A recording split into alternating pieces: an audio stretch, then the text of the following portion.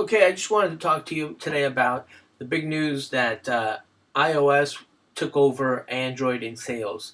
They're talking about it because of Black Friday sales. It doesn't mean like overall sales. Overall sales, we're talking about that there's thousands more Androids out there, but we're talking about the sales during this last month.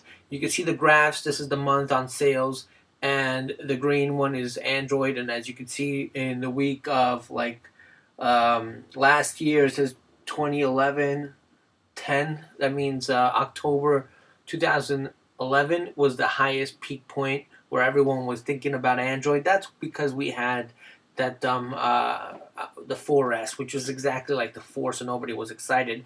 Right now, because there's a new device, it kind of pushed sales, but it should have pushed it way higher. If you look at this, it's a little bit below iOS. It's not a big change. It's just like it's almost, you could almost called it a tie.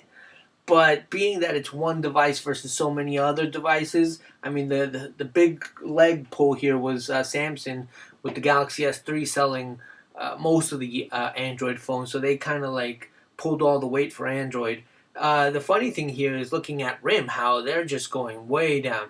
Okay, this graph comes from Kentara World Panel.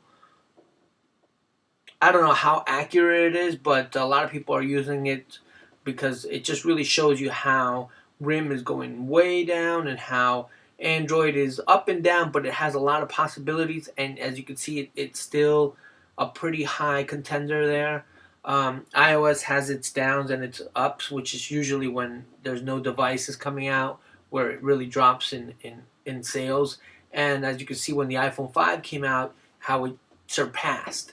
Um, Windows Phone 8 is the really scary thing because I mean, it's so flat, it looks like the other phones. And when we're talking the other phones, we're talking about non-smartphones or any other phones like Linux phones or WebOS phones. All those other, the HP OS, remember that one? The Playbook. All those other ones are down here, and it's right there. I mean, it's at the lowest point. You don't even see it going up. So it's scary because, Windows Phone 8, I was checking it out at the store, and feels fast, feels snappy. I like that there's big buttons, which makes it feel like an OS operating system. It's just a little late. And the second thing is that, I don't know, the visuals, even though it's nice to have all those live tiles, not all the tiles are live. Some of these tiles are just these big icons, and that's kind of boring. Even though it's boring and all that, another thing that's affecting the phone itself is the fact that there's very little apps, and even if the apps are there, most of them are paid for. And that's one of the things that's driving it down. Like iOS, you may have so many apps, but also another factor is that people are accustomed to paying for them on iOS. On Android, they're used to getting the free ad version, which really helps Android in its way, because people who don't want to spend money on ads, people who don't want to spend money on the apps will just get the Android version. As far as RIM, you really got to step up and pull out that OS 10. As good as it is, anything will be better than what you have to really push up sales.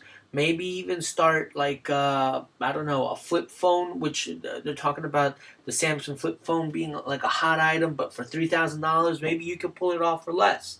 And people will go back into RIM. You need this because I think the only person who could take RIM's spot is Windows 8, and they will take it.